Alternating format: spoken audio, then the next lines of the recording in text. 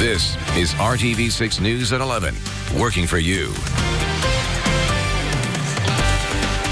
And first up tonight at 11, some much-needed rain is heading to central Indiana. Good evening to you. I'm Mark Mullins. And I'm Amanda Starrentino. Kevin is tracking a steamy and sometimes stormy weekend. Hey, Kevin. And I'd say anyone in the northern portion of the viewing area, Logansport, Delphi, Peru, you can see the lightning show just to your north. The severe weather threat has been confined to northern Indiana so far tonight, but I do think it will be dropping south here over the next couple of hours and include the northern portion of the RTV6 viewing area. That would be Monticello, Logansport, Peru, down to Kokomo and Marion. Thunderstorm watch north will likely be extended to the south and east. Here's the line of storms with mainly a damaging wind potential. Rest of central Indiana is dry. We'll wait on that line, which may take till about 4 a.m. to reach Indy. 1 o'clock in the morning around Lafayette and Peru. There we are, 4 a.m. Terre Haute to Indy to Muncie. Then losing steam as it drops south of Interstate 70. That's round one of thunderstorms. How many rounds we may see through the weekend coming up. Now to the latest on the toll. COVID-19 is taking on Hoosier lives and livelihoods. According to the State Department of Health, 2,403 people have died from the virus in Indiana. 9 newly reported deaths happened between June 1st and yesterday. More than 453,000 people have been tested for this virus, and just less than 10% have tested positive. When it comes to the healthcare system, 36% of ICU beds are available across the state, and 83% of ventilators are available. And while Indiana is scheduled to enter stage 5 of the state's Back on Track plan next week, some other states are putting reopening plans on hold as cases surge. And ABC's Rena Roy reports Americans are set to face a travel ban.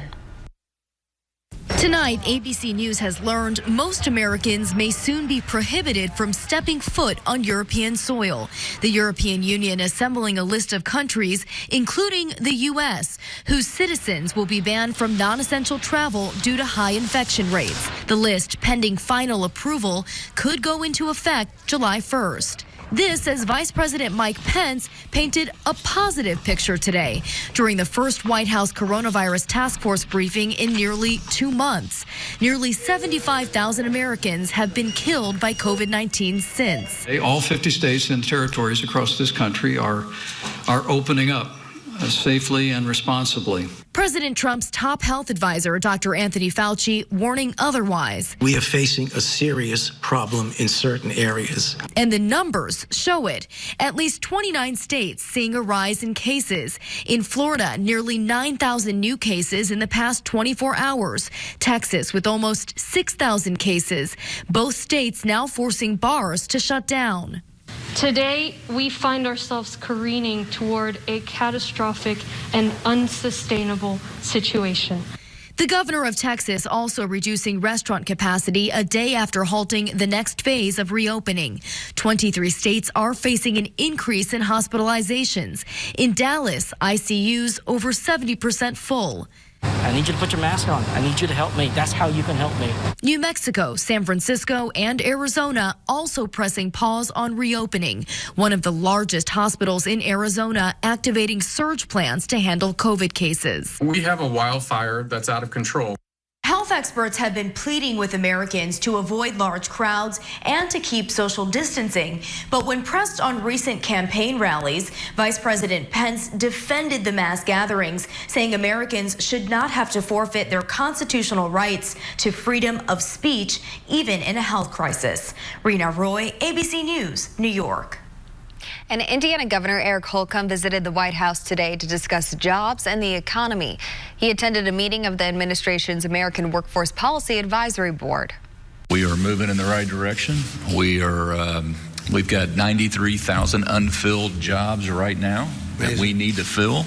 We've ushered in 100,000 jobs in just 3.5 years. The previous record was 93,000 in 4 years. These are high-wage, high-demand jobs. These are $28 north an hour. That's great. So this is what it's all about, skilling up the workforce. At the meeting, President Trump signed an executive order directing the federal government to, quote, overhaul its hiring to prioritize a job applicant's skills and knowledge over degree requirements. I want to be clear about something. This is not a good deal for them. It's not a good deal for the ISO. New at 11, the Indianapolis Symphony Orchestra CEO is talking to RTV6 about what he calls a misunderstanding between the musicians and management. Last night, we told you how the players have been furloughed for a second time. They also lost their health insurance at the beginning of this month.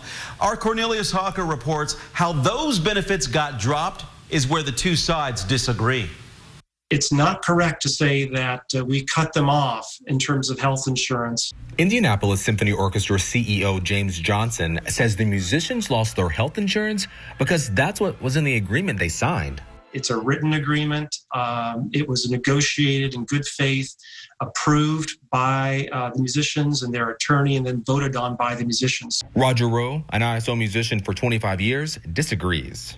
If the management is somehow saying that we voted to cut off our own health care or that we voluntarily gave up health care during a global health crisis, I don't know anyone in the country, in the world, who would do that. Roger tells me he was in all the negotiation meetings and that was never something to which they agreed. James says they had every intention to continue paying for the players to have health insurance. When the option was put on the table to them, they said, no, we want to be paid that sum in the form of cash payments in lieu of accepting and continuing our health insurance. The Symphony's endowment was brought up as a possible solution, but James explains the endowment is at a historic low, even though the ISO Foundation has been giving more than what's standard for the last 2 decades.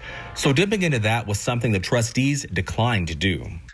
They felt that they had to take a stand and say that this year is not the year, particularly when the economy is so uncertain, to reduce that endowment even further by making an additional gift to the orchestra. It's a tough situation for all parties involved, and everyone is wanting a positive resolution going forward. All we want to do is to be able to have talks with the management about how the orchestra comes back safely and in September, and that's all we're after. There's no ulterior motive. It is my hope that we can come together very soon and make a plan that will serve not only the needs of our musicians, but very importantly, will serve the needs of our community during this time of this pandemic. Working for you, Cornelius Hawker, RTV6. Well, Johnson says the ISO endowment provides annual support to the Symphony, helping them with operation expenses. The Symphony did send a request to their musicians today to start negotiations on July 13th for the 2020-2021 season. Many people may remember financial problems led to a contract dispute with musicians in 2012, leading to canceled concerts. A man accused of attacking 7 women in the downtown Indianapolis area faces charges tonight, and one of the victims is sharing her story with WRTV. When it first came to me, it was not aggressive. It was like a serious, quiet, kind of depressed look. We are not sharing the woman's name or face because our policy is to conceal the identity of victims in sexual assault cases. Now, she says she was walking a parking lot near Alabama in New York last week when a man approached her. He asked to talk and then to hug when the woman says she noticed he was holding a knife. So she tried to get back in her car. Then let me close my door, because I was going to close my door and go, and he didn't let me. So I turned in the car and I started to kick at him. The woman says bystanders called police and chased the man away. According to court documents, the next day, a man with the same description attacked several other women, stabbing one multiple times. Witnesses helped the woman while others chased the man and detained him until police arrived. The suspect, Victor Johnson, faces several charges, including attempted murder, attempted rape, and battery. A Kokomo woman is taking legal action after she says corrections officers at the Howard County Jail sexually assaulted her. Shayna Turner was an inmate at the jail in February. She says that she was sexually assaulted on 2 occasions by 2 different corrections officers. Shayna and her attorney have filed a tort claim against the Howard County Sheriff's Office and jail, putting them on notice of the intent to sue for negligence. I just don't feel like it's right what they did, and I'm sure this happens at plenty of jails, and a lot of people don't say anything, probably because they look at it as, oh, well, I'm the inmate and they're the correctional officer. They're not going to believe me. Shayna reported the allegations to the sheriff's office. In early March, the sheriff announced 6 employees were terminated at the jail following an internal investigation into allegations of improper activity with inmates that violated department policies. 2 incidents were referred to the prosecutor's office, but no charges were filed. Shayna's attorney says at least one of the officers who touched Shayna was among the 6 fired. Sheriff Jerry Asher had no comment about Shayna's claims. Neighbors in Mars Hill spend part of the evening doing something simple, talking to each other. Why that may seem like a small gesture, WRTV's Cameron Riddle explains its progress for the Southwest Side community. In Mars Hill tonight, there is progress toward unity in the community.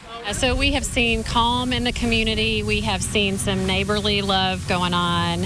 I won't say that it's been perfect because it's not always perfect, but things have been better. Last Thursday, a small group of protesters gathered together to stand up and fight back against the harassment they say was happening to a new neighbor who was in an interracial relationship. The evening called for change and a welcome to neighbors of all shades to be part of the Southwest Side community. Lisa Schmitz of the Mars Hill Arts Center says tonight residents were pulled together by the simple things: food and a desire to be better. Conversation. That's been the biggest thing. Neighbors talking to neighbors, really truly communicating with one another. We don't always get to know our neighbors. You know that saying, oh, fences make good neighbors. Well, I think good conversation makes good neighbors too. Elder Tyree Coleman was among the protesters last week and is among the neighbors this week. He says the show of unity has been heartwarming for the neighbor who didn't get a warm welcome. Neighbor, she has been able to live in peace the past week, so that's a plus. In Indianapolis, Cameron Riddle, RTV6. RTV6 and our partners at Radio 1 are joining the conversation about racism and racial inequality in society. Next Thursday, we'll air a virtual town hall called A Conversation on Race, Connecting Central Indiana. Maggie A. Lewis will serve as one of the panelists. Lewis is an Indianapolis City County Councilor, the CEO of the Boys and Girls Club of Indianapolis, and the mother of a teenage son. She and State Representative Greg Porter will take part in a segment focused on what many black families call the talk. As a mother, I'm always afraid that something's going to happen to my child. And so it's important that I talk to him about his decisions and choices that he's making. The talking includes on how to say yes, sir, no, sir, yes, ma'am, no, ma'am, to stay within your confines of being positive. You move slowly. If you're stopped by the police. Watch A Conversation on Race, Connecting Central Indiana at 7 p.m. on July 2nd, right here on RTV6 and on our digital platforms. It will also be simulcast on 3 Radio 1 stations. Next, tonight we know who and when the Pacers will play as the NBA finalizes its comeback plan.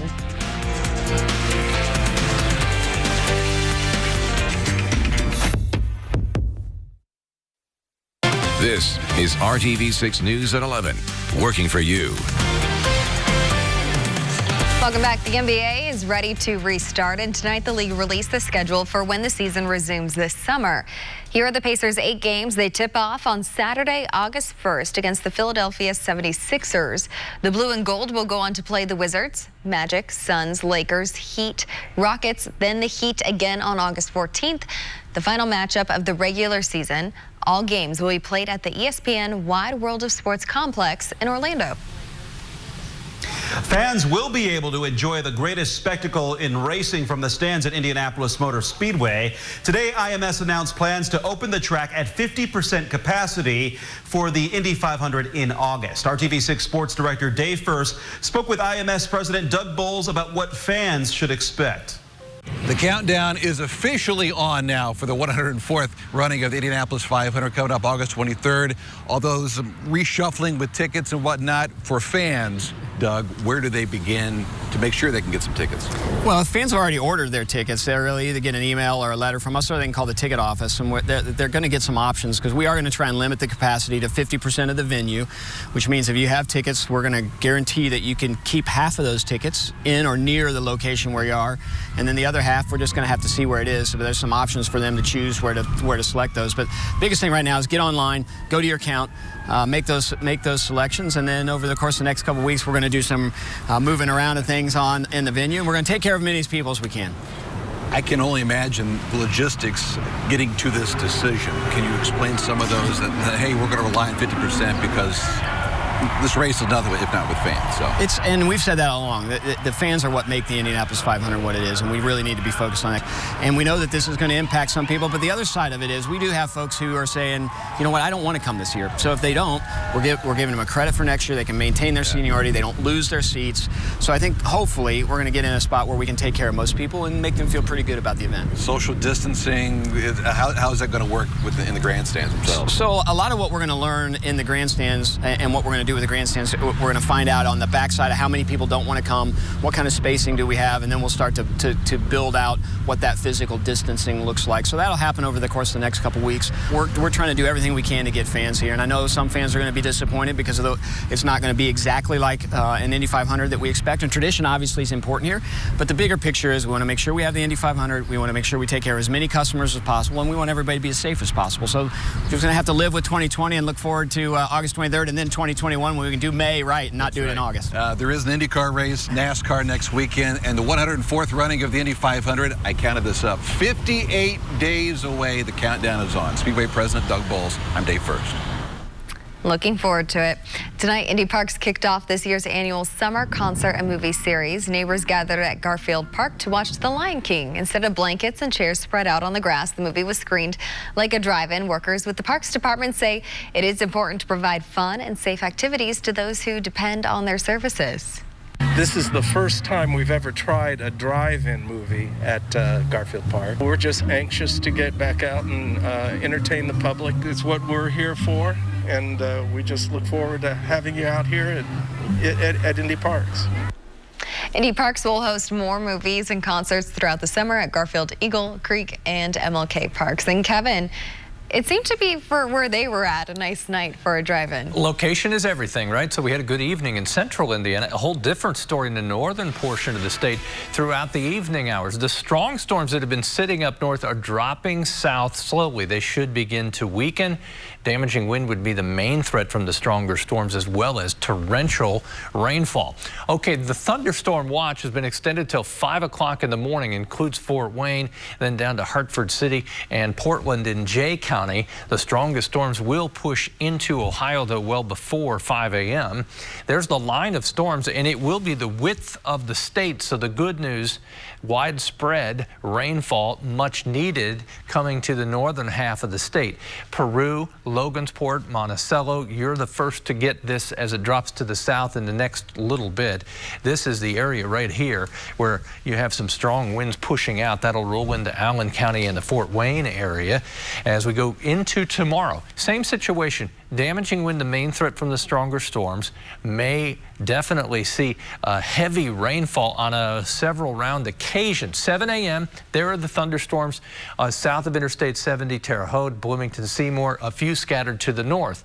Then we get a little lull, but watch between 10 and 1, another area of rain with the humidity so high. These are torrential downpours. That goes 1 o'clock till 4, a lull. Then we'll see more thunderstorm activity. We're just in an environment here where the air mass will be unstable, as we say. Any sunshine that comes out is self-destruct sunshine. It just helps build more thunderstorms. That's through Saturday at 11, and we roll into Sunday morning. And this latest model run, which keeps bringing the repeated rain south and west of Indy, just to show you the rainfall potential. I don't have real confidence in exactly where these numbers would be, but this is through Sunday night. So some weekend totals may exceed 4 or 5 inches of rain. 70s for lows. middle 80s for highs and high humidity all weekend long. Definitely plans outdoors will be interrupted at some point. If you're trying to do this, you just got to pick your spot after a round of storms moves through. Check our Storm Shield app and see how much time you may have. Temperatures in the 80s tomorrow, kept down. We hit 90 today, but temperatures tomorrow and Sunday in the 80s because of the periodic showers and thunderstorms.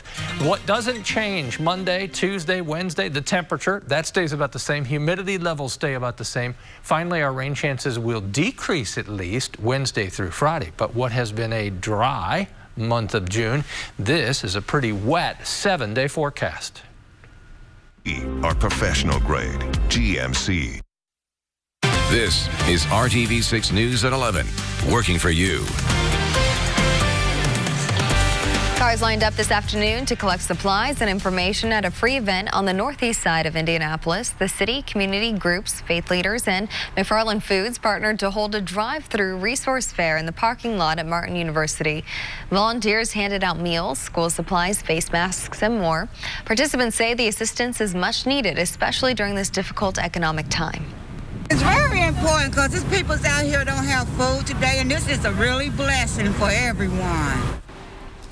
Visitors could also connect to support systems for things like grief counseling and domestic violence. The pandemic has made it more difficult for many people struggling with issues like food insecurity or addiction. RTV6's The Rebound Indiana is connecting the community to resources to help families get through this crisis. Students from Indy have been growing their own produce in community gardens. But the produce isn't for them. Indy partners with the nonprofit So Indy, which collaborates with La Luz del Mundo Church on the south side to hand out the fresh produce grown from the gardens, as well as non-perishable food items donated by Gleaners Food Bank to anyone who drives by. They are learning how important it is to be able to understand what the needs of the communities are and how to engage with the community so that we can address those needs in a meaningful manner. It really gives me a sense of pride within my community because I know that I'm helping people that actually need it. We should do everything we can to save people, and especially when it is so easy, as in using naloxone. Douglas Huntsinger is the state's executive director of drug prevention, treatment, and enforcement. He says because of the pandemic and the lack of access to in-person treatment for addicts, it has been a brutal cycle for those facing addiction. With a $1 million state opioid response grant from the Health and Human Services Administration, the state partnered with the nonprofit Overdose Lifeline to fund 25,000 doses of naloxone all across the state. This is the biggest thing that we can do right now while people are still a little disconnected, having to do things virtually and not being able to be in person. This is the one thing we can do that will ensure that we save as many lives as possible. Only at your authorized Mercedes-Benz dealer. There's more than corn in Indiana. That's a super sensational, exciting vacational Indiana Beach. Indiana Beach is back in business. The amusement park on beautiful Lake Schaefer in Monticello opens to the public tomorrow. Back in February, the owner announced plans to permanently close the 94-year-old attraction. But in April, a Chicago businessman bought the park, giving it new life. Due to the pandemic, Indiana Beach will operate at 50% capacity. Online reservations are required. That system is expected to continue through July 3rd. Storms just north of Monticello, Logansport, and Peru right now. They should be down to around Kokomo about 1 o'clock in the morning, a little after, and then just north of the metro area by 3 a.m. But again, the line should weaken as it drops south. I'm going nowhere. I'll sit here and watch these storms with you at home and keep track of any severe weather potential. Amanda?